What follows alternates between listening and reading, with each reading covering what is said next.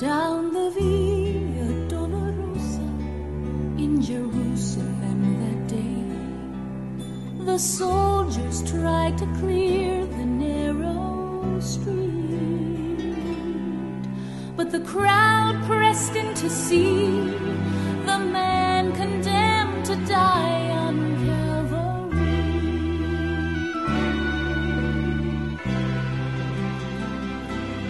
He was bleeding from a beating, there were stripes upon his back, and he wore a crown of thorns upon his head, and he bore with every step the scorn of those who cried out for his death.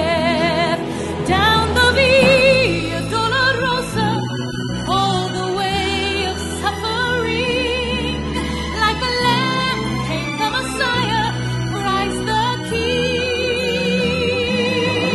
But he chose to walk that road out of his love for you and me. Down the Via Dolorosa, all the way to Calvary.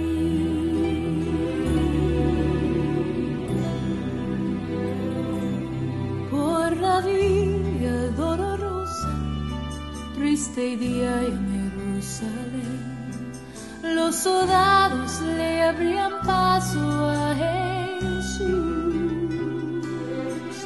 mas la gente se acercaba para ver al que llevaba aquella cruz. Por la Via Dolorosa, que es la vía del dolor, como oveja vino Cristo, Rey y Señor, y fue Él quien quiso ir por su amor, por ti, por mí, por la Via Dolorosa al Calvario y a morir. The blood that would cleanse the souls of all men made its way to the heart of Jerusalem.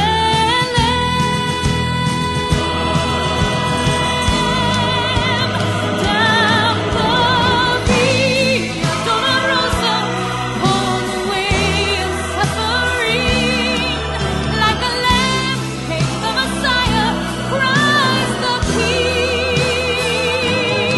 But he chose to walk that road out of his love for you and me.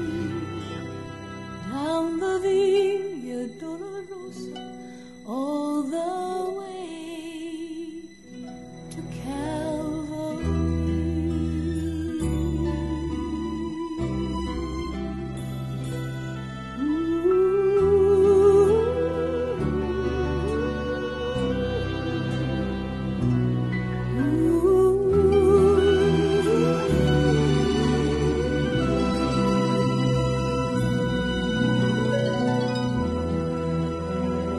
Tuloy natin ang pag-aaral patungkol sa spiritual living in a secular culture, lessons from the life of Daniel.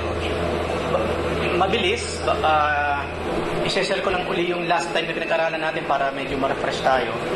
Under kay Belshazzar, yung pumalit kay Nebuchadnezzar, nakita natin ang dahil sa kanyang ginawang katampalasanan sa ating Panginoon, nagkaroon ng tinatawag na writing on the wall. At yung writing on the wall ay mene tekel parsin. Ang ibig sabihin ng mene tekel parsin ay tinimbang ka, ngunit ikaw ay natagpo ang kulang. At nung gabi na yon, si Belshazzar, yung hari ng Babylon, ay pinatay ng kingdoms, pinagsamang kingdoms ng mga Medo-Persia. Si Darius at si Cyrus.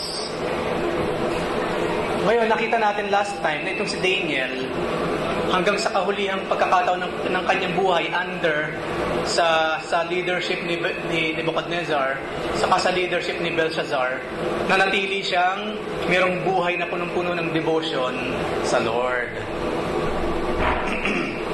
Nung panahon ni Nebuchadnezzar, batang-bata pa si Daniel by that time, nang sila ikunin sa kopya ng Babylonia, at nakita natin na even though hari na ang siyang nag-uutos, in order na hindi lamang masagasaan ang utos ng Diyos, hindi niya sinunod yung utos ng hari. At nakita natin na through that, na ipakita ni Daniel at yung kanyang mga kasama yung kanilang devotion sa Lord. Then after many years naman, dumating naman yung time ni Belshazzar. Nung mamatay si Nebuchadnezzar, pinalitan siya ni Belshazzar. At doon nakita natin, under naman kay Belshazzar, no, ipinakita pa rin ni Daniel ng ating mga kapatid yung kanilang devotion sa ating Lord. So dumating yung time, nasakop nga ng Medo-Persia under Cyrus saka Darius ang Babylonia. So mailalim na naman si Daniel sa bagong leadership. At yung mga pinag-uusapan nating leaders na ito, mga mananakop, mga pagan countries. Babylon nung una, nang mag-fall ang Babylon, pumasok ang Medo-Persia. Dalawang kingdom nagsama sila, kaya dalawang hari.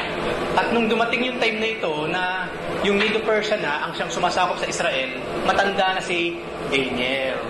At ito yung pag-uusapan natin ngayon. Under kasi sa leadership ni Cyrus, saka ni Darius, ng Medo, saka ng Persia, nanatiling merong tinatawag na devotion sa God si Daniel, at the same time, yung kanyang integrity intact. Kaya kinakitaan na naman si Daniel ng angking talino, kakanyahan to lead. No? Kinakitaan siya ng integrity, maging ng hari ng Medo saka ng Persia. Yung nga lang, ang problema, siyempre, kapag ikaw ang pinapaboran ng mga leaders, ikaw ang pinapaboran ng hari, ikaw ang pinapaboran ng sino mang nangunguna sa isang bayan, dahil worthy ka naman na paboran, hindi natin maiwasan, may mga taong naiinggit. Kaya ngayon po ang pag-uusapan natin sa chapter na ito ng buhay ni Daniel ay yung the problem of jealousy. So the governors and satraps, yung mga satraps, mga mayors, mga local chieftains, sabihin na nga natin. So the governors and satraps sought to find some charge against Daniel. Kasi nga kinakitaan siya ng integrity. Yung mga taong walang integrity, ayaw sa mga taong mayroong integrity. That is life.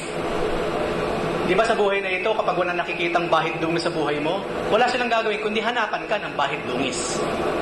Kapag masyado kang tahimik, itong tahimik nito. Right? Sa opisina man o sa bahay, ganun eh. Sa mga barkadahan. Di ba, kapag pare-pareho kayong, sabihin na nga natin, hindi tahimik, yung tahimik, wala kayong ginawa, kundi pansinin. Napakatahimik mo naman dyan. Kapag masyadong mahinang kumain yung isa, kayo lahat malakas kumain. Ito, hinang kumain. Kumain ka naman. Normal sa buhay yung ganyan eh. Laging pinapansin yung someone na naging kakaiba sa lahat. So si Daniel, ganun din. No? Tinitigan siya ng mga taong ito. But ang problema ngayon, kapag tinitignan nila si Daniel, they could find no charge or fault. Why? Because Daniel was faithful. Nor was there any error or fault found in him. Wala ka talagang makikitang bahid dungis. Hindi nga po pala perfect si Daniel. Tao siya eh. Kapag tao, hindi perfect. Pero bilang tao, walang bahid dungis. Yun yung sinasabi ni Paul. Ang Kristiyano daw dapat, above reproach. Hindi ko mo sinabing above reproach, perfect ka, kasi walang taong perfect. Si Jesus Christ lang yung Diyos nagkatawang tao, taong perfect. Pero besides Jesus Christ, wala pong perfect sa atin. Pero katulad ni Jesus Christ, ito pong si Daniel, above reproach. Wala kang masasabi sa kanya. Yun ang pinag-uusapan natin dito. Sabi nila, this man said, we shall not find any charge against this Daniel unless we find it against him concerning the law of his God. Kasi alam nila si Daniel po, maka-Diyos. Religious, sabihin na nga natin, spiritual na tao. Sabi nila, kung si Daniel din lamang ang titignan natin, wala tayong makikitang problema sa kanya eh. I-connecta natin ang relihiyon niya sa usapan. There, maybe we will find some faults sa taong ito. Kaya ang ginawa nila, these governors, saka yung mga satraps, lumapit sila sa hari, at ang sabi nila sa hari, King Darius, live forever. Ganyan kauhusay yung mga taong yan pagdating sa pagpapalakas. Live forever. All the governors of the kingdom, the administrators and satraps, the counselors and advisors, lahat kami, have consulted together to establish a royal statute and make a firm decree that whoever, in relation nga sa relasyon kasi ni Daniel sa tunay na Diyos, in relation to that, ito ay naisip nila ngayon para lamang itrap si Daniel. Merong makitang bahid dungis sa kanya. Whoever petitions, o sino man ang nananalangin, no? Sa sino mang Diyos or any man for 30 days, except to you, O king, shall be cast into the den of lions. Kasi po, katulad ng mga Caesars, kasi meron kasi, halimbawa, yung emperor ng Japan, bago matalo ang Japan ng Second World War, merong tinatawag na emperor worship.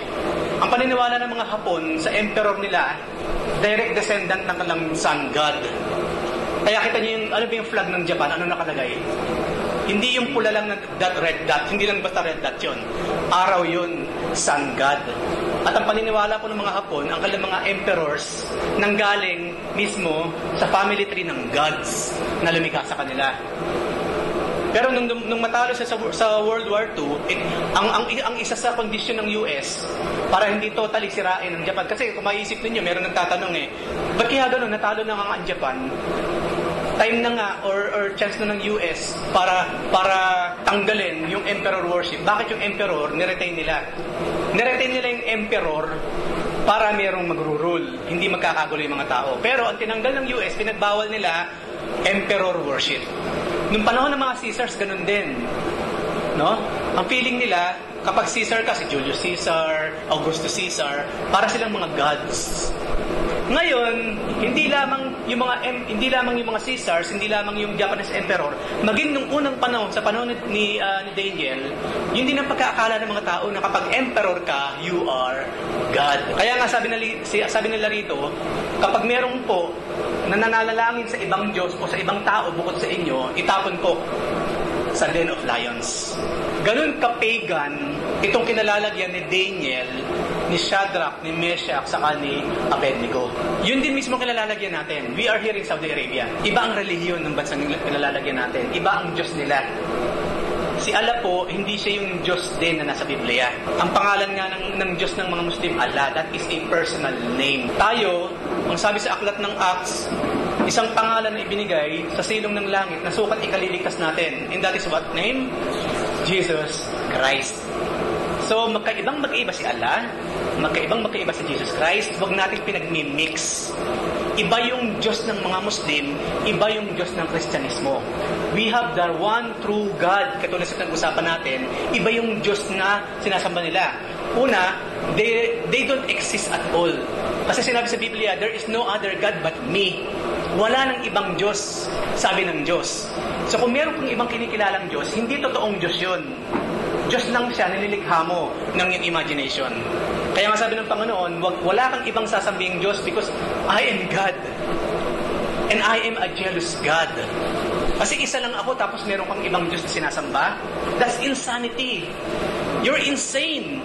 Bakit ka sumasamba sa mga hindi naman nag-exist? Because I am alone, ako lang ang Diyos, sabi ni Yahweh. At yun yung Diyos na sinasamba ni Daniel. At dun ngayon nakakita ng butas, sabi na nga natin, yung mga satraps, yung mga governors against Daniel. Wala tayong makita sa personality ng taong to, napaka-flawless. Pues, tutukan natin yung kanyang belief. At dun ngayon sila nakakita ng butas. Siyempre naman, ano ginawa ni Darius? Now, O King, establish the decree and sign the writing. Ang bilis nila, wala nang paligoy-ligoy. No? Magbigay po kayo ng decree at pirmahan nyo na kaagad, mahal na hari. So that it cannot be changed according to the law of the Medes and Persians, which does not alter. Therefore, wala nang isip-isip pa kasi lahat kasi yung kanyang mga advisors ang nagbigay sa kanya ng ganong klase ng mga advices. King Darius signed the written decree. Dito makikita natin yung mga taong inggit, lahat gagawin para i-turn down ka. Nakaranas ba tayo ng ganyan, mga kapatid? Wala ka namang ginagawang masama, ikaw ang for some reason, lagi kang idinidiin sa mga bagay na wala ka namang kinalaman or you're innocent. Naka-experience na ba tayo ng ganyan?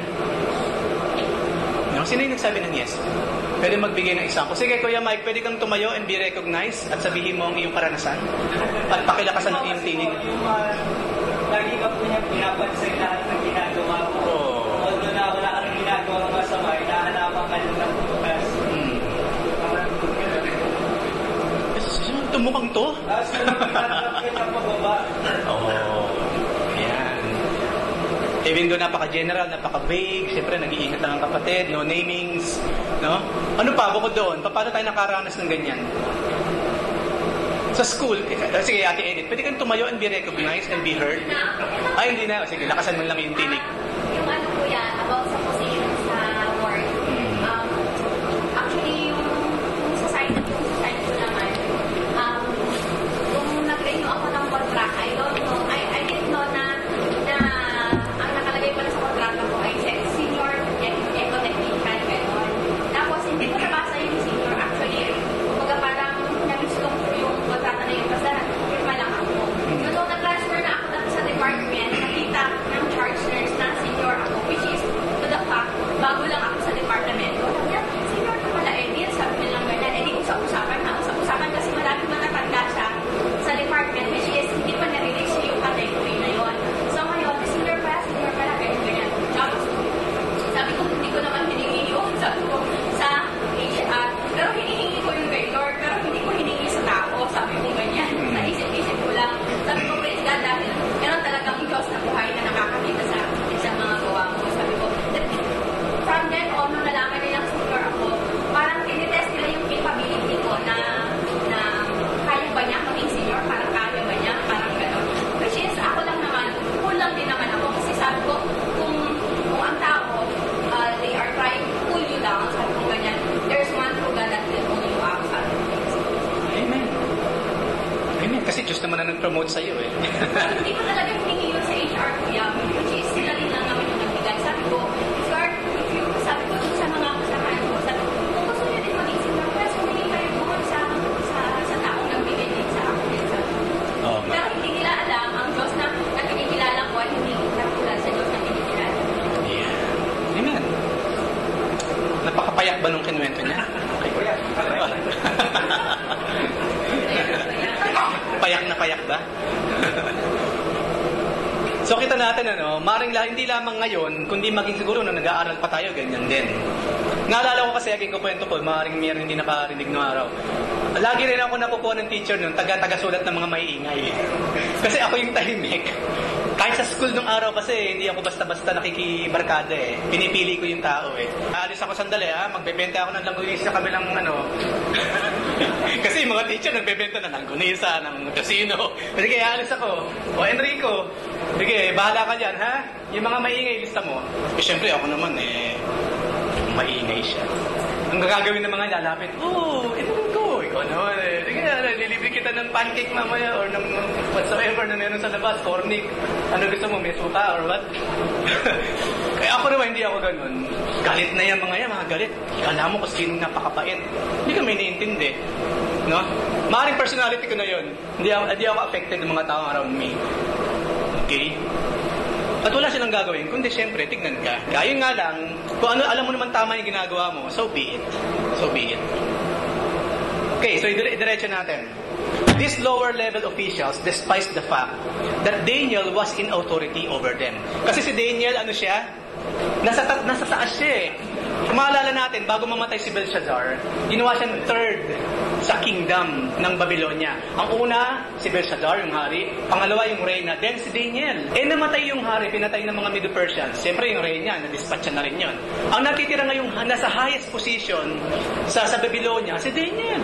Kaya nung i-absorb, nang sakupin ng Medo-Persia ang Babylonia, si Daniel, na-retain niya yung very high position na yun.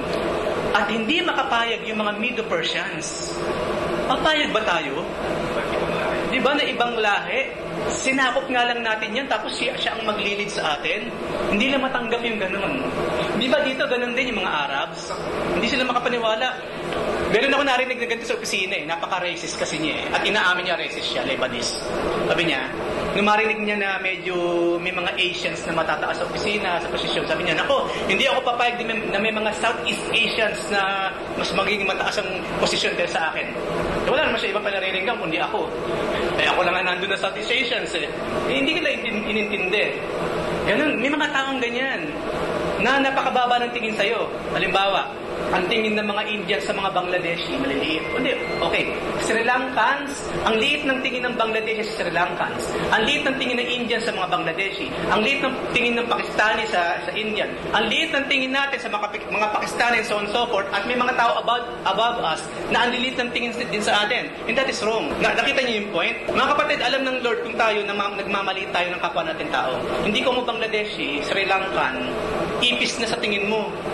The Lord knows that. Kung sakaling humihingi tayo ng respeto sa mga taong higher sa society, Lebanese, Syrians, yung mga whites, magbigay ka rin ng respeto sa mga taong sa tingin mo naman mas mababa sa iyo. Kasi kung hindi mo maibigay yun sa kanila, tapos mag-a-ask ka ng respeto sa mga taong kinoconsider ng mundong ito higher than you, who are you to ask for that? Irespeto ang mga tiboy. Irespeto yung mga nasa ilalim, sabihin na nga natin. Kasi ano sinabi sa Biblia, lahat tayo pantay-pantay lang sa mata ng ating Panginoon. Pero maraming tao po, majority ng tao, hindi matanggap yan. Sa Pilipinas na nga lang, minsan pag nalamang yung pastor, Bisaya, Kapampangan ako, tapos hindi pwede, wala ba Kapampangan church? Kung Kapampangan naman yung pastor, Tagalog ako. Wala ba Tagalog na? Ba't naman Kapampangan?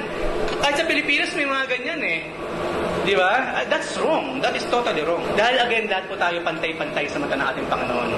At yung example ng ganyang attitude, yun yung attitude ng mga taong itong pinag-uusapan natin. Ayaw kay Daniel. Ang liit ng tingin kay Daniel. Bakit?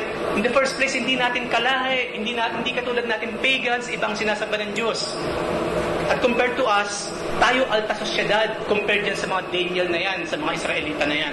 At inggit na inggit sila kay Daniel. So maging maingat tayo sa pakikitungo sa ibang lahi, mga kapatid. Ako yung tiboy namin, lahat na naging tiboy namin, kaklose sa opisina Tawanan, kinupumusta pa everyday. Kasi, so what? Tiboy siya, so what? Kaya pag umalis yung mga tiboy, nagkakalungkutan kami. Pinapakita ko kasi, hindi ko matiboy ka, wala akong respeto sa'yo, or hindi kita pwedeng maging katawanan sa opisina, or kabiruan. Kailangan pantay-pantay. Nababasa ng Lord sa puso natin yan, mga kapatid. Kapag meron tayong mababang pagpuri sa kapwa natin tao, anong blessing ang hihintayin mo kung ganyan ka? Si Jesus Christ, Diyos, nagkatawang tao, like us. Pumantay siya sa atin. Yun din na ine-expect niya sa atin, sa kapwa natin tao. Pero kayong gustong ipahiwatig sa patungkol sa bagay na ito? So again po, nakikita ng Lord ang puso. Hindi natin siya maluloko. So each time we're praying, Lord, ibigay mo po sa akin to pahingi noon. Isipin mo muna, baka mababa ang pag-uri mo sa kapwa mo tao. And God is not pleased.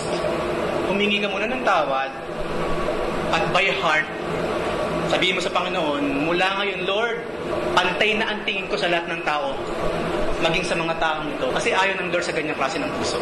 Ayaw niya ng ganyan. We are Christians. We're better than that. So, they wanted Daniel to be removed. Pride is competitive.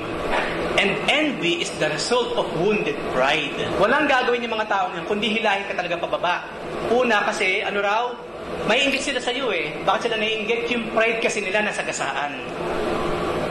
Ano nangyari yun? Yung kapitbahay namin nasa Pilipinas lang. Nagkaroon ng ganyang klase ng property. Ako 25 years dito sa Saudi Arabia, walang nangyari. Parang ganun pa rin pag uwi ko, walang nabago sa pamamahay namin. Or what? May inggit ka sa kanya. Siguro, drug lord yan. Ibang maghahabi ka na ng paano kaisipan. Then that's wrong.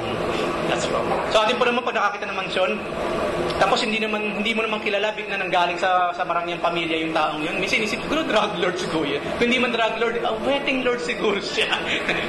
Kaya minsan pag nakakita ka ng mansyon parang bahay ng wedding lord. Kasi na-invent sa isip ng tao yung ganyan May mga tao naman malinis talaga. Pinagpapala ng Lord. Kaya nakakapag-invest ng ganong klase ng mga bagay sa buhay. Hindi lahat. Again, that's judging, of course. That's judging. Hindi ko mo ganun kalaki ang bahay, drug lord na. Pinagpala ng Lord. Maraming tao pinagpala kasi ng Panginoon sa kanyang mga ginagawa. These proud men were wounded by the elevation of a man of integrity. And they wanted to destroy him for it. Sa politics ba nangyayari yung ganyan? Na yung mga malilinis, pilit na iniitsipwera, pina-flush out ng mga hindi malilinis. Ano yan, brother? During election. Paano nangyayari yan, brother? Pwede paki-elaborate ng konti? Ambush na lang. Ha? Ambush na lang. Ina-ambush? Okay, isa sa ano yan? Isa sa way ng elimination yan. Ano pa kayo? Wala talagang O sige, kunyari, hindi pa nauwi sa pag-ambush. Inililibing ng buhay, pati kotse. Ano pa yung ginagawa ng mga tao? Lahat ng aspect ng buhay mo, pamilya, kamag-anak, personal life mo, private life, Ano term natin dyan? Ano tawag dyan? Black propaganda, saka ano pa? Okay, ano pa? Character assassination. Hindi ba, kasi sa normal na pamumuhay, hindi na sa politika nangyayari yan? O yun nga pala, si Benny nga pala, Benny ba ka? Naku, mag-ingat kayo dyan. No? Yung bang hindi mo pa namimit yung tao, sira na siya sa'yo. Sa kwento nung isa. Nakita mo ba yung bago natin, ang pangalan Benny? Benny ba ka? Naku, mag-ingat ka dyan. Naku, alam mo naman, yung tao ngayon, hindi pa namimit si Benny. Nung makita sila ni Benny, ikaw ba yung bago dito? Assassinated na yung tao, hindi pa niya nakikita. Kaya mag-iingat tayo sa mga taong laging negative ang sinasabi sa kapwa-tao. Beware. Ayaw natin ng ganun, right? Kaya pala na mag-usap kami din ni Benny, napansin niya sa akin, iba ka agad yung dating ko sa kanya. Bago ka pala dito. Walang pakialaman ng ulam, ha? Kasi ang kwento, si Benny kinakain yung ulam ng iba. Ngayon, ako napaka-defensive ko sa kanya. Kawawa naman yung tao. First time namin nag-meet, tapos ganun na yung pakikitungo ko sa kanya because of that. So, mag-ingat. Mag-ingat. Again, hindi gusto ng Lord yung ganyan. Ano pa nga sinabi ng Panginoon? Kailangan daw tratuhin natin ang iba better than us. Ano ba yung pangalawang utos? Second. Love your neighbor as yourself. So kung ikinichismis mo si Benny, sinisiraan mo si Benny, nasaan ngayon yung loving your neighbor as yourself doon? Sisiraan ba natin ang sarili natin? Alam mo, huwag kang magtitiwala sa akin, wala akong kwenta. No? Itago mo yung mga ulam mo, kasi kakainin ko yan. Meron bang gagawa ng ganon? Wala, di ba? So kung si Benny, sinisiraan mo siya, para mo na rin sinisiraan ang sarili mo. Ano pa sinabi ni Jesus Christ? Ano man ang ginagawa ninyo sa mga taong ito, para nyo na rin sa akin ginagawa. Kaya kapag sinisiraan natin si Benny, si Jesus na rin ang sinisiraan natin. Nakita ba ninyo kaibahan ng mga Kristiyano? So doon natin makikita, sabi ni Paul, we must walk circumspectly. Kailangan lumakad tayo sa buhay ngayon na parang merong boteng nabasag na kung maglakad ka, napakaingat mo. Yun ang pinag-uusapan natin klase ng pamumuhay. Parang merong sangkaterbang bubog around na hindi mo alam kung nasaan, and yet sobrang ingat mo tuloy maglakad. Yun yung klase ng buhay daw dapat meron ng isang Kristiyano. Walking circumspectly. Yun ang sinabi ni Paul. Inuulit-ulit ko yun kasi sa lahat po ng pag-aaral, laging papasok yung mga yan. Lagi siyang papasok. So ang ginawa nila, they conspired together and petitioned Darius with a united front. Nagkaisa silang lahat. Using deception to play on Darius' pride. Kinanti nila yung pride din ng hari, di ba? Oh, Darius the Great! Kayo lang ang dapat panalanginan, wala nang ibang Diyos o taong dapat pinagpeprehan, kayo lang. Kapuri-puri ka man, hari, you're perfect. Sa kanin ngayon nila, sinabi yung kanilang kalokohan. Yung kanilang evil scheme against Daniel. So they asked him to create a law that would make it illegal for the next 30 days, 1 month, to make a petition to any god or man except to Darius himself. Yung si Darius, okay lang, manalangin siya sa Diyos niya, manalangin siya sa sarili niya, meron siyang picture doon, drawing doon, sarili niya, walang problema. Pero bukod doon, si Darius lang ang pwede. At alam nila, in their hearts, dahil nga merong ganong klase ng faith si Daniel, meron siyang integrity sa kanyang pananampalataya, they know in their hearts, hindi susunod si Daniel sa batas na ito. Yung kasi yung loophole, hindi man loophole, yun yung nakita nilang way in upang si Daniel masiraan. Sirain si Daniel sa harapan ng hari. Mga kapatid, ang kalaban, matalino siya. Ha? Liar. Ano sinabi sa Biblia? Sabi ni Paul, we must not be innocent about the cunning devices of the enemy. Cunning siya. No? Mischievous, sabi na nga natin, napaka-clever. Ganun ang kalaban. Especially yung mga kalaban pinag-usapan natin, especially yung mga spiritual kalaban, they are ancients. Bago pa tayo nilikha, bago pa nilikha si Eva at si Adan, nag-i-exist na si Satan, nag-i-exist na yung mga demons. Imagine, nung ipanganak ka, kailan ka pinanganak? 1995? Okay, di ba? Kailan lang naman tayo pinanganak dito? 1995 onwards. Di ba? Alright, year 2000.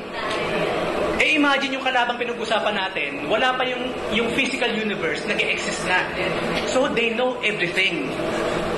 They know everything, maging sa buhay natin. Kung meron kasi tayong guardian angels, meron din mga demonyong nagbabantay sa buhay natin. Mula nang ipanganak ka, hanggang ngayon sa mga pagkakataong to, they know you. Yung ginagawa natin kanina, saan man tayo naroon kanina, they know because they follow, they're spiritual. They know many things. So they are very clever. Alam nila ang kahinaan nating lahat. Yung bang nakasakay ka sa kotse, meron kayo nadaan ng Bangladesh, tapos yung kailan mo, nakikita nila yun. Racist tong Kristiyanong naturingan na to. Napansin ko kapag tumitingin sa mga Bangladeshi, tumitaas ang kilay at parang nandidiri. Wala silang gagawin, kundi bulungan ka. Ang babaho niya mga yan. Diba? Ang palda, tingnan mo ang palda. Kalalaking tao. Wala silang gagawin kundi ganyan. Hindi mo ngayon namamalaya, nagiging racist ka na. Tapos kung magpuri ka sa Panginoon, ganun na lamang. Pero yung bang wala sa isip mo na meron kang maling ginagawa, that is one of the cunning devices ng kalaban. You are doing something wrong na hindi mo alam, mali pala. Kasi nagawa niyang gawing parte ng buhay mo yung pagiging racist na hindi mo nga alam, racist ka pala. Yung katamaran, huwag ka nang bumangon. Ang lamig-lamig ng panahon, sayang. Hirap na hirap kang matulog kagabi, tapos gigising ka ng maaga. Matulog ka na lang maghapon. Magaling sila sa ganyan eh. Tapos nung mag-alarm na yung mo, bigla na lang lumabig yung AC. No? Marami silang gagawin para wag kang bumangon ngayong Friday at dumalo sa gawain. Especially Friday. Especially may mga araw o oras ng gawain para sa Panginoon. They will do everything to stop us. Paggabi, sino sa atin nag-isip? Naku, kapag malakas pang ulan bukas, baka hindi kami makadalo. Naku, pag may mga baha sa lugar na ito bukas, naku, baka hindi kami makadalo. Thursday night, nagsisimula na ang battle. Psychological warfare. Nakamalit kami, sarap matulog. Ayan, nakamalit kami, sarap matulog. Thursday pa lang ng gabi yun. Isineset na niya, no? Isineset na niya ang mood. Gabi pa lang ng Thursday. Iseset niya na yan. Hindi lamang ikaw lang. Gagamit din ng mga tao around you yung mga yan. Hindi lamang yun, Thursday pa lang, parang masama ang pakiramdam mo, di ba? Parang nilalamig ka, right? Di ba last month nilagnat ka? Baka mabinat ka. Ikaw naman, no? Naiintindihan naman siguro ng Panginoon. Punta na tayo sa pool. Yan. Mag-mall na lang tayo kasi i-exercise din naman yung walking eh. Imagine, yung buong mall ikutin mo na maghapon. Ako talaga namang na-exercise ka na noon. Ilang cholesterol na natunog sa'yo. Di ba gusto naman ng Panginoon? Healthy tayo. Maraming way, cunning, clever, mischievous way ang kalaban.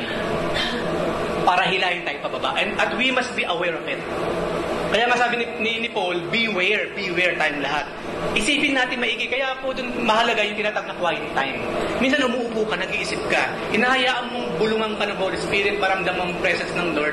Para yung mga bagay na hindi mo basta-basta naririnig, nararamdaman, nare-realize, you will realize, you will hear, you will feel sa mga sandaling yun. Kaya masabi ng Lord, be still and know that I am God. Paminsan-minsan anak, manahimik ka, isipin mo ako ang aking mga salita, ang buhay mo, pagpapala ako sa iyo, ang patience ko sa iyo, isipin mo on that very moment, and you will know things na noon hindi mo nare-realize. Ang problema nga kasi natin masyado tayong busy, di ba? Minsan nga, nagbabasa ka ng Bible, maraming salamat, Lord. Meron akong time magbasa ng Bible. Tapos nakabukas yung TV. No? Nagbabasa ng Bible, nanonood ng TV. Saan ka nakakita ng ganun? Hindi ka talaga nagbabasa. Nagbabasa ka, yes. Pero yung taus-pusong pag-aaral, wala. Yes, reading, yes. Pero studying with all your heart and mind and soul, wala doon. Kaya dapat yung mga yan, kung sinasabi natin tayo nagpe-pray o nagbabasa ng Biblia, patayin lahat ng mga yan. Kaya nga minsan, ang payo natin sa mag-asawa, be a partner dito sa mga bagay na ito. Kung alam mo yung partner mo, kunyari leader siya or meron siyang gawain pupuntahan, at alam mo naman schedule yung araw na ito, huwag mo nang bigyan ng mga trabaho, pwede maging hindrance sa kanya para makaalis ng bahay. O mahal, prayer meeting pa lang ngayon, alis na ako ha. Naglaba ka na ba? O mahal, pupunta na ako sa leaders meeting, nagsahin ka na ba? Yung mga ganun ba, let them go. Babae man yung aalis o lalaki na pupunta sa gawain, let them go peacefully. Kadalasan kasi ang problema, nagpapagamit din tayo sa kalaban by making it hard for them to leave. O sige, mahal, may Bible study pa lang kayo ngayon at aalis ka na maya-maya. Pwede paki-asikaso mo muna to, gawin mo muna ito, gawin mo muna yan. Maging partner naman, maging partner. Kaya minsan nahihirapan yung ibang dumalo sa mga gawain. May pumipigil kasi indirectly. Sige, umalis ka na, kami na lang ng anak mo dito. Paano pa maalis yun? Right? Paano pa maalis yun? Siyempre hindi na. Maintindihan mo siguro ng Panginoon na kailangan unahin kong aking pamilya. At marami ka pang katuwiran na kailangan mo naman tama. Maraming ways. Kinukwento ko lang to, I'm telling you, just for us na magkaroon tayo idea, doon sa mga mischievous, very clever way ng kalaban, like these people, para tayo hilahin pababa sa ating pananampalataya. We must be aware of this thing. So then these men assembled and found Daniel praying and making supplication before his God. Nasa verse 11 yan.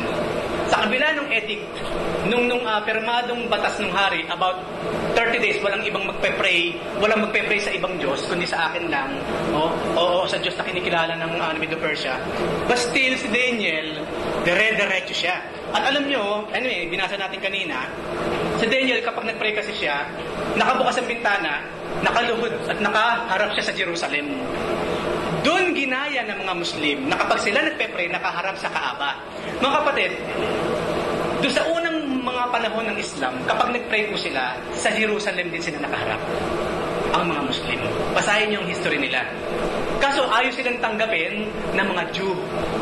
Sa sama ng loob ni Muhammad, kung ayaw niya sa Islam, okay, fine. Hindi na tayo magpe-pray na nakaharap sa Jerusalem. Eto na, may sarili tayong the cube. Okay? Dito sa Makkah. Nireject sila ng mga Hudyo, kaya galit na galit sa Hudyo yung mga yan. Because the Jews rejected them. Yung mga Muslim. Ngayon, ito ngayon si Daniel. Sa kabilang hari na nagutos, pwede namang, huwag ka munang buksan ng bintana. Magpe-pray ako, pero this time, for 30 days lang naman, hindi ko bubuksan ng bintana. At I will pray to God.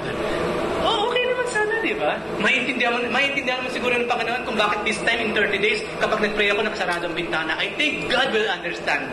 Right? Pwede nating isipin yun. Right?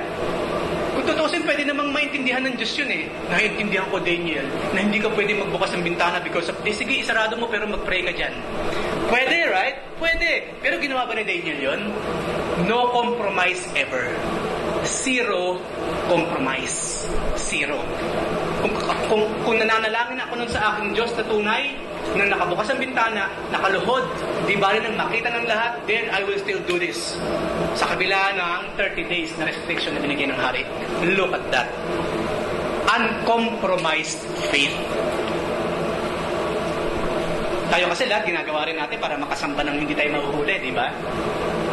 Pero I believe, marami rin tayo nagagawa, maaari, na hindi rin talaga nakakapagbigay ng luwalhati sa ating Panginoon. Especially if we are worshiping, in spirit and in fear.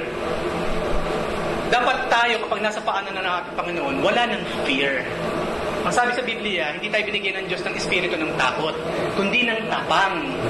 Kung ginagawa naman natin what is humanly possible para maging safe tayo sa mata ng authority ng bansang ito, then why fear? Pero kung habang nagpe-present worship, yung gate kaya nakasarado. Imagine that. Hindi ba? Wala pinagkaiba yun ng Panginoon, maraming salamat po. Akong sinahain baka masunog. Maraming salamat po sa inyong pagputihan sa amin. Huwag kang maingay dyan. Nanalangin ka pa kung ganun ka. Walang 100% doon. Kukurutin kita dyan. King ka, Panginoon, sa inyong pagputihan. Ang gulo-gulo mo. Buti pa, huwag ka na muna mag-pray. Iayos mo muna lahat para na sa ganun meron kang tinatawag na maayos na panalangin. Ganun din sa present worship. Hindi po pwede na habang nagpe-present worship, ang inisip mo yung gate, may dumadaan tayo sa labas. Hindi po pwede yan, mga kapatid. Buti pa itigil mo na yung ginagawa mo. Pumunta ka sa gate, siguro di mong sarado, bumalik ka, saka ka na mag-worship. Kasi imagine, ang sabi ng Panginoon, they are worshiping me with their lips, but their hearts are far away from me. Ayaw ng Lord ng ganyan. Meron daw dalawang klase ng di ba, ng mangingisda, Kristiyanong mangingisda. Yung isang mangingisda, nasa laot siya, araw ng gawain, pero ang puso niya nasa gawain. Habang nangingisda siya, kumusta na kayo mga kapatid? Oo, saya sa praise and worship nila. Isang kapatid naman, wala nga sa laot, nasa simbahan, pero ang isip niya nasa isda. Kung maraming huli ngayon, purihin ka, Panginoon. Dapat na nakakarami na siguro sila ng bangus or takakito or what. Buti pa, magpalit na kayo swap. Right? Nasa loob ko nga ng bulwagan, ang puso mo naman nasa labas, yung iba naman nasa trabaho, pero yung puso nasa loob ng simbahan. Sino mas mabuti? See? There are lots of wisdom sa Biblia kung tayo magbabasa. In between the lines. Katulad sa ginagawa natin ngayon. Meron ba kayong gusto idagdag or question or comment sa pinag-aaralan natin? O baka malabo yung mga sinasabi ko, hindi nyo maintindihan. Ulitin ko lang. Malinaw ba yung mga sinasabi ko o kinakailangan ko mag-iba ng style or what? Malinaw po. Malinaw naman, di ba? So, Daniel disobeyed the unjust law by praying. Tuloy lang ang pagiging Kristiyano niya. This is the secret of a pure life in the midst of an impure environment. Kaya nga ito pinag-aaralan natin We are in a very secular world and yet supposedly ang buhay natin mga Kristiyano hindi sekular. We can live in a secular world by not being secular, mga kapatid. Yung kasi ang nakita nating example ni Daniel. Kasi di ba, ang tao kasi, okay, again, para maging malinaw sa atin. Ang ginagawa natin lagi example, pag pinagsama-sama mo yung mga tao, supposedly ang Kristiyano, halata kung Kristiyano siya. Halimbawa, ang tupa sa kakambing, kahit paghaluin niya yan, alam mo kung sino yung tupa, alam mo kung sino yung kambing. Unless hindi mo alam yung pagkakaiba nila. Of course, alam naman siguro natin, di ba? Ang Kristiyano daw dapat ganun din. For you are a chosen generation, a royal priesthood, a holy nation, God's own peculiar people, kakaiba. Na kapag ihalo ka man sa karamihan, mapipinpoint mo, Kristiyano siguro to. Bakit mo naman nasabi? Walang hikaw sa ilong Kristiyano siguro to kasi walang hikaw. Kalalaking tao, wala siyang hikaw Paligay ko, walang Kristiyano dito. Bakit naman lahat may hikaw kalalaking tao may hikaw? Tapos kalakalabasan mo, kalahati pa na ng crowd, Christians. We must stand out. Maging sa panlabas natin kaanyuan. Naturing ang Kristiyano, may hikaw ka, kalalaki mong tao. Yung bang pagiging Kristiyano, kalalaking tao may hikaw? Yung bang Kristiyano, pag nakatalikod, sister, brother pala, yung haba ng buhok Brother, pagharap, sister pala, yung buhok, napaka-iksi naman. Nabaliktad na talagang mundo. Ang Kristiyano, dapat, pag inihalo sa karamihan, halatang Kristiyano siya. Sa grupo ng mga tao, normal yung may ingay lahat Hindi ko naman sinasabi ko yung para ka namang autistic, may sariling mundo sa isang sulok. Palagay ko Kristiyano to, bakit parang autistic may sariling mundo, tahimik. Hindi na sinasabi ko. Diba?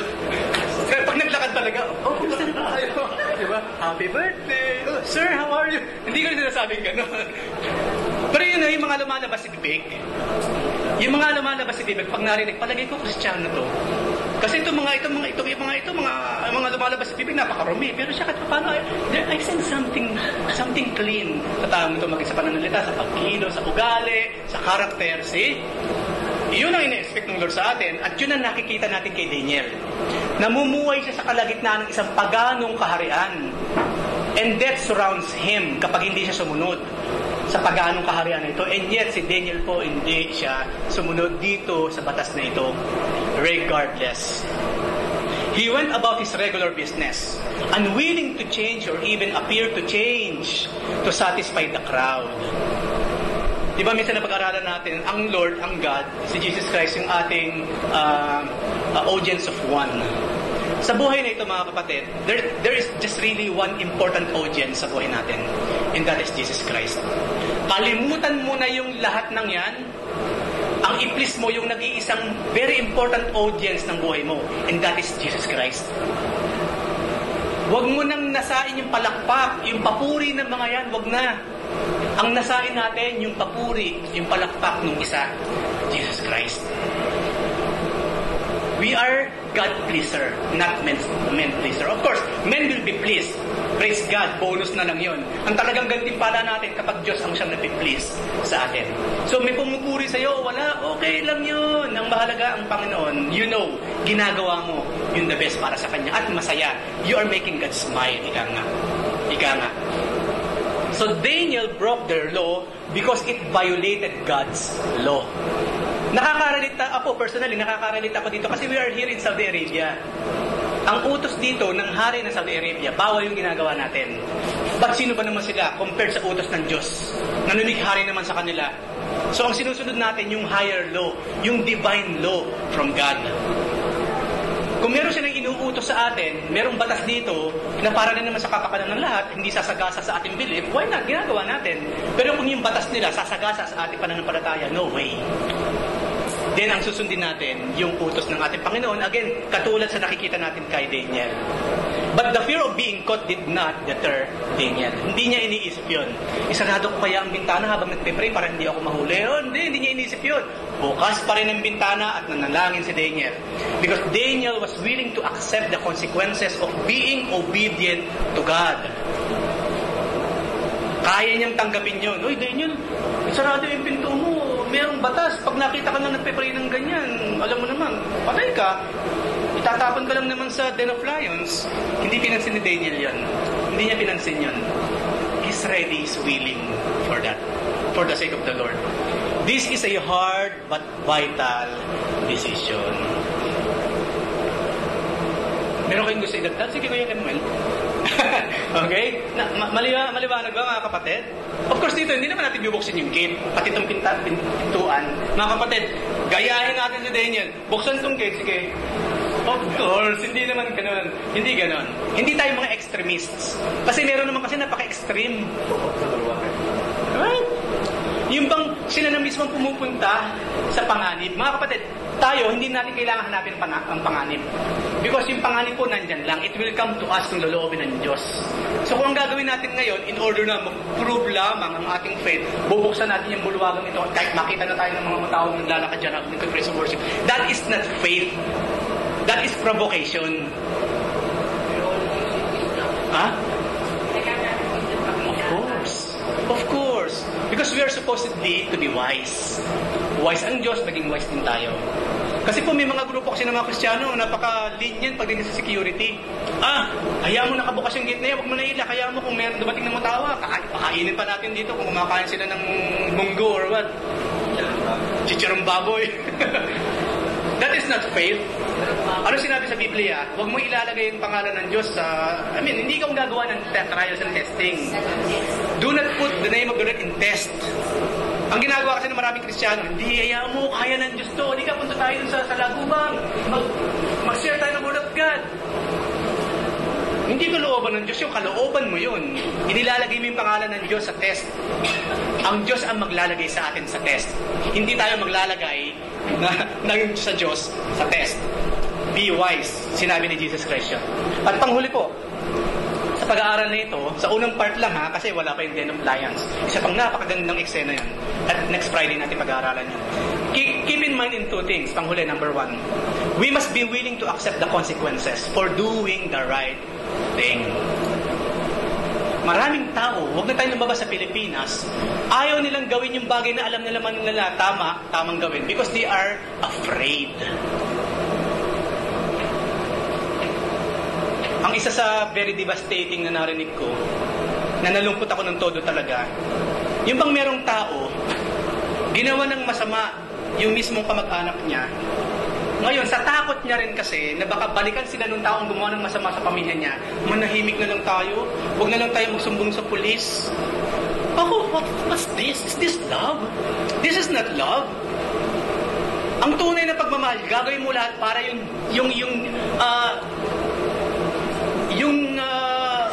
justice makuha ng tao. Pero kung ikaw mismo sabi, ako sa inyo, tahimik nyo na, huwag na kayo magsampa ng demanda. Kasi baka balikan pa tayo yan. Hayaan mo na mamatay na yan. Anyway, patay na siya. What's that? For me, akin lang. Sabi ko, this is not love. This is fear. This is fear. Sabi ko, anong klaseng respeto ginawa mo dun sa kamahal mo sa buhay na pinatay ng gayon na lamang? Anong respeto pinapakita mo ngayon?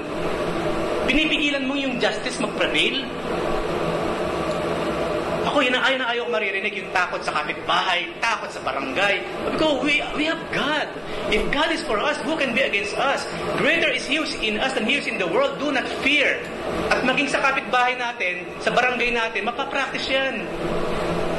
Meron laging barumbado sa labas. Kapag paglaseng, nagbabasag ng mga kung anong dapat basagin dyan, isumbong mo sa barangay. Kasi iba matatakot. Hindi, huwag tayo makialam dyan. Mamaya pag nalaman niyan tayo nagsusumbong, tayo naman ang awayin yan. That is fear. Ako naririnig yun, sabi ko, hindi yan ang kaisipan ng isang Kristiyano. Kung naniniwala kang may Diyos, you will not fear them.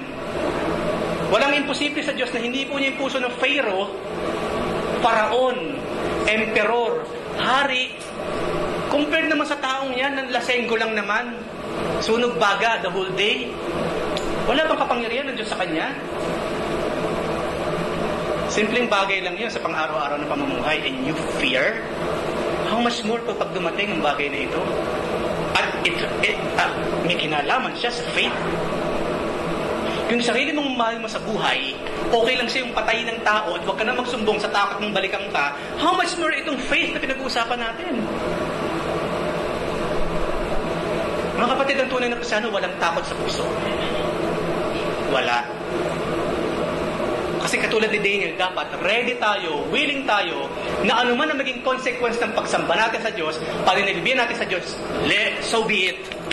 Anyway, wala namang mangyayari sa mundong ito nang hindi niloob ng Diyos. Lahat ng nangyayari sa mundong ito, negative man o positive sa mata mo, niloob ng Diyos yan. Hindi kinakailangan laging positive sa atin, laging favorable sa atin para payagan ng Diyos na mangyayari. Hindi po. Pabor man sa'yo o hindi, masakit man sa'yo o hindi, kung yun ang gusto ng Diyos, it will happen. It will happen. Hindi mo lang alam yung bigger picture na ipinipinta ng Diyos. Hindi lamang sa buhay mo, kundi sa buhay ng lahat ng taong nabubuhay sa balat ng lupa. The Apostle Peter said, "But even if you should suffer for righteousness' sake, you are blessed." 1 Peter 3:14. Kung magsasuffer daw tayo, mapaparusahan tayo, dapat maparusahan tayo sa ating paninilbihan sa Diyos. So, kung sa paninilbihan mo sa Panginoon, ayaw mo mag-suffer, maparusahan, mga kapatid, wala ka sa tamang lugar. Umalis ka na. Kasi meron pong suffering sa Christianity. Meron pong persecution sa Christianity. Hindi pinangako ng Panginoon na pag tumanggap sa Kanya, yung kama mo magiging rosas. Hindi pinangako ni Jesus Christ na kapag tumanggap sa akin, hindi ka na magugutom ever. Hindi ka na mauuhaw ever. Hindi ka na mababasted ever. Walang pinangakong ganyan ng Panginoon. Wala. Via Dolorosa pa nga ang nais niyang daanan natin. Ang sabi ng Panginoon, no servant is greater than his master. Kung ano ang pinagdaanan ko, anak, pagdadaanan mo rin. So akala natin, kapag tayo naging Kristiyano, napaka-perfect na ng buhay mo para sa'yo, hindi ka naiiyak ever, nagkakamali ka. Hindi yun ay pinangako ng Panginoon. Ang pinangako niya, you will still cry, pero nandun siya para i-comfort ka. Hindi pinangako ng Panginoon, nabasa natin mga quotation sa Facebook. Kapag nag-pray tayo, huwag mong ipag-pray, Panginoon, pag-aangin po ninyo ang aking load sa buhay. Hindi. Babawasan ng Panginoon yun, tatapyasan niyo yung krus ng buhay mo. That's cheating. Yung krus mo yun. Hindi pwedeng tapyasan yun para gumaang. Ano sinabi doon? Ipag-pray mo, magkaroon ka ng malakas na likod para kayanin mo pa yung krus ng buhay mo. Yun ang Kristiyano. Kung ibibigay ng Panginoon, why not? Nang mabawasan kahit paano ang problema mo sa buhay. Kaya pa man kung nakikita mong problem after problem after problem at mukhang nagko-compound pa dumadami din, ibahin mo na ang prayer mo, Lord, give me courage, the faith, the conviction, lahat na kinakailangan upang madala ko lahat ng mga load na ito, na hinahayaan ninyo na dumaan sa aking buhay. At number 2, tandaan natin, God is still in control. There is no way na hindi kontrolado ng Diyos lahat ng nangyayari. Nagkaroon ng terrorism sa Tunisia, nagkaroon ng terrorism sa US, isang katerbang terrorism ngayon. Kapatid, hindi mangyayari yan kung hindi niloob ng Diyos. Again, Parang pintor ang Panginoon. He's painting something beautiful. Gayunpaman, tayo, isang pixel ka lang sa isang malaking napakagandang picture ng rosas. Alam naman siguro natin sa graphics, di ba? Kunyari Photoshop, binuksan mong Photoshop, may picture ng rosas, napakaganda. Kapag zoom in mo yan, isang pixel lang yan na maliit, isa ka lang dun. Kung ikaw inside the box ka lang ng utak mo at puso mo, hindi mo nakikita yung bigger picture. You will not praise God. Pero try to go out of your box. Pumasok ka dun sa kaisipan ng Diyos and you will see, Lord, you're doing something good. Yung nga lang po, yung ginagawa ninyong napakaganda, hindi ko pa lang talaga ma-appreciate sa ngayon. But I believe in Jesus' name na darating ng time, I will understand. Maaaring ngayon, hindi natin naiintindihan ang nangyayari sa buhay natin. Kasi puro sakit lang. Nakapokus kasi tayo sa sakit eh. Panginoon, napakasakit kasi, napakahirap ka talaga eh. Ang tendency kasi tayo na nakapokus, di ba? Pero kung gagawin natin, Lord, sa kabila po ng mga pagdurusan na ito, I believe in my heart na mayroon pang ginagawang better behind. I will wait for that day. Na makita ko kung bakit nangyayari pala ngayon itong bagay na ito. Even when life is unfairly banishes us to the proverbial lion's den, God is in control at makikita natin next time yan. Daniel was caught praying to God and he would suffer for righteousness' sake. But he was prepared to glorify God. In all situations sa buhay natin, we must be willing, able to glorify the Lord. Makulong ka o hindi, magutom ka o hindi. Yung sinabi ni Paul, si Paul, mayaman siya pero naging mahirap physically, materially, for the Lord. Masabi ni Paul, nasanay na ako, natutunan ko ng busog, or gutom man, or busog, natutunan ko na yan. Salat man, or nasa kasalanan, natutunan ko na rin yan. Kaya nga si Paul, ilagay mo man siya sa kahit anong sitwasyon sa buhay, kaya niya. Hindi nababago yung kanyang pagpapagamit sa Panginoon. Kasi tinanggap niya eh. Tinanggap niya at natuto siya doon. Dapat ganun din tayo. Ganun din tayo. Kung saan tayo dali ng Panginoon, just say yes at tanggapin mo siya with faith. So next week po, pag-uusapan natin the fruits of Daniel's obedience to God. Ano ang naging bunga ng ito na nga, sa kabila ng utos ng hari, ng sinumang manalangin sa ibang Diyos ay itatapon sa kulungan ng mga leon. Next time po makikita natin ano ang naging bunga ng pagsunod ni Daniel, hindi sa hari, kundi sa hari ng mga hari, sa Panginoon ng mga Panginoon.